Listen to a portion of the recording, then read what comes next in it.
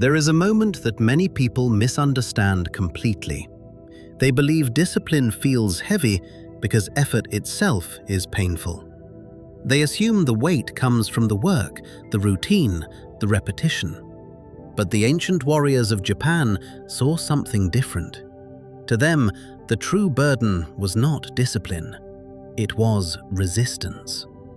The conflict between what must be done and the part of the mind that refuses to move. Miyamoto Musashi wrote often about directness.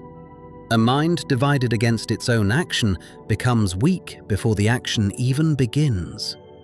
The samurai understood that suffering does not emerge only from difficulty. It emerges from hesitation, negotiation, and internal friction. A task becomes heavy not because it is impossible, but because the mind carries it while simultaneously trying to escape it. In the modern world lived a man named Kaito. He considered himself ambitious, disciplined in theory, and serious about changing his life. He made plans carefully. He organized his days, set clear intentions, and promised himself that he would remain consistent.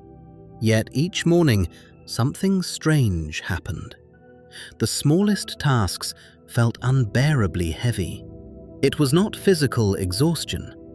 Often, the task itself was simple: a period of focused work, a difficult conversation, an hour of training. Yet before beginning, his mind would already feel burdened. The resistance appeared instantly. Thoughts emerged, offering delay, adjustment, and negotiation. By the time he finally acted, he already felt drained.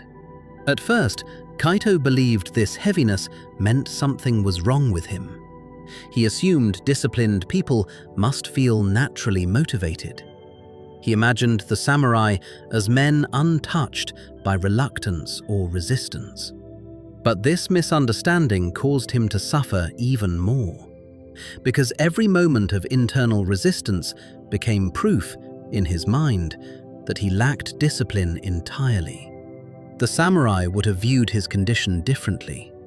In Bushido, the way of the warrior, discipline was not built upon emotional readiness. It was built upon alignment. A warrior was not expected to feel eager before action. He was expected to move cleanly, without internal division. The goal was not to eliminate discomfort, it was to eliminate unnecessary negotiation with discomfort. Chapter 1. The Weight of Resistance. Kaito began noticing that the heaviness appeared before the work itself had even begun. He would sit before a task, and immediately the mind started producing friction. Thoughts pulled him in different directions. Perhaps he should begin later. Perhaps he should rest first. Perhaps another task would be more productive. The action itself remained untouched, while the mind exhausted itself in argument. This became his unseen pattern. Every responsibility was carried twice. First mentally, through resistance and anticipation, and then physically, through execution. By the time action finally began, much of his energy had already been consumed by internal conflict. The samurai understood this deeply. To them, hesitation was not harmless thought, it was fragmentation. A divided mind wastes strength before movement even begins. Musashi described a state where the mind neither rushes ahead nor retreats backward. It remains directly within the present action. In such a state, energy is not scattered across alternatives. Kaito had never experienced this kind of directness. His attention constantly fractured under the weight of options, emotions, and hesitation. Even small tasks became psychologically heavy because his mind resisted carrying them fully. One evening, this became impossible for him to ignore. He sat before a simple responsibility he had delayed for days. The task itself would take less than an hour. Yet his body felt tense, his thoughts restless, his chest heavy. For a moment, he stopped focusing on the task and instead observed his own reaction to it. What he noticed disturbed him. The true exhaustion was not coming from the task. It was coming from his resistance to beginning it. Chapter 2: The Samurai's Principle. The samurai trained under conditions that deliberately exposed resistance. Repetitive drills, long stillness, cold environments, and disciplined routines were not designed merely to build endurance. They were designed to reveal the movements of the mind. When discomfort appeared, the practitioner observed what followed immediately after: the urge to escape, the desire to postpone, the impulse to negotiate. These reactions were considered more important than the discomfort itself. Bushido demanded internal unity. Once action became necessary, the mind was expected to stop dividing against it. This did not mean the samurai enjoyed difficulty. It meant they understood that resisting reality only multiplies suffering. Musashi warned against carrying unnecessary thought into action. A man who constantly debates his own movement becomes slow, fragmented, and mentally exhausted. The energy that should enter the task becomes trapped inside internal conflict. Kaito slowly began to recognize this within himself. He realized he was not simply completing work, he was dragging himself toward work through constant mental resistance. Every task became heavier because he was carrying opposition at the same time. This realization changed something fundamental in him. For the first time, he began separating the task itself from his emotional reaction to it, and he discovered that most of the weight did not belong to the task at all.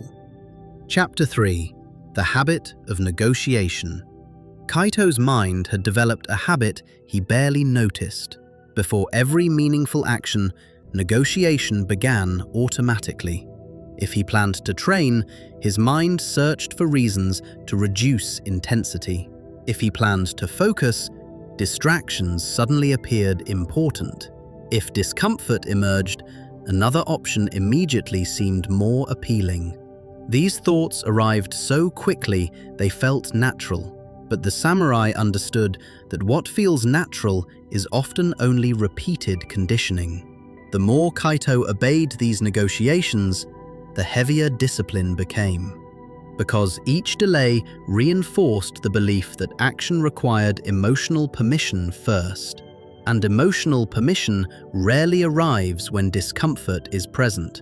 Over time, he noticed something painful. The constant negotiation was exhausting him more than the discipline itself. Even on days when he completed his responsibilities, his mind felt drained, because it had argued with itself from beginning to end. The samurai removed this friction differently. Once a decision was made, they did not repeatedly revisit it emotionally. The action became simple. Not easy, but simple. There was no continuous debate over whether it should happen. The mind was trained to move directly into execution. Kaito realized he had been trying to practice discipline while still allowing endless internal discussion. And discussion creates weight. Chapter 4: The Burden of Carrying Two Directions. A divided mind carries two realities at once. One part moves toward action, while another part pulls away from it. This creates psychological heaviness even during simple tasks. The samurai understood that energy leaks through division. Every internal retreat weakens movement. Every hesitation fractures attention. A warrior whose mind constantly searches for escape cannot move cleanly under pressure. Kaito began observing how often he mentally moved away from what he was doing. During work, he imagined rest. During training, he imagined stopping. During discomfort, he imagined escape. His body remained in place, but his attention continuously abandoned the moment. This was the true source of heaviness. Not effort itself, but internal separation from effort. One morning, he experimented with something simple. Instead of trying to feel motivated, he removed negotiation entirely. He chose a single task and committed to beginning immediately, without waiting for emotional readiness. The discomfort still appeared, but something unexpected happened. Without prolonged resistance, the heaviness weakened significantly. The action itself remained difficult, yet the psychological burden became lighter. For the first time, he understood what the samurai meant by direct action. Chapter 5. The Discipline of Immediate Movement. The samurai valued immediacy not because speed itself was sacred, but because hesitation feeds resistance. The longer the mind delays action, the more opportunities it creates for internal division. Kaito began practicing this principle carefully. When a task appeared, he moved before excessive thought could accumulate around it. He did not rush recklessly. He simply refused to allow prolonged negotiation. At first, this felt severe. His mind protested constantly. It demanded more preparation, more certainty, more comfort before action. But he began seeing these demands clearly for what they were: attempts to escape discomfort. The ancient Zen practitioners connected to samurai discipline understood this deeply. Presence dissolves unnecessary suffering because presence removes psychological distance from the moment. When attention remains fully where the body is, resistance loses much of its power. Kaito noticed that tasks became lighter when he stopped carrying them mentally for hours before doing them. Immediate movement prevented resistance from growing roots. This changed his relationship with discipline completely. Discipline no longer felt like dragging himself through endless weight. It became cleaner, more direct, more stable. Chapter 6. The Identity of the Warrior. Over time, Kaito experienced another shift. He stopped viewing discipline as a temporary emotional struggle. He began viewing it as identity. The samurai did not rely on feeling motivated each day. A warrior acts because action belongs to his nature. The decision is not reconsidered every morning. It has already been made. This removed enormous psychological weight. Much of Kaito's exhaustion had come from deciding repeatedly whether he would remain disciplined. Every day became another internal trial.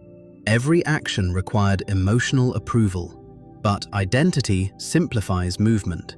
Once Kaito adopted a quieter internal rule, that he simply does what must be done regardless of feeling, much of the mental burden disappeared.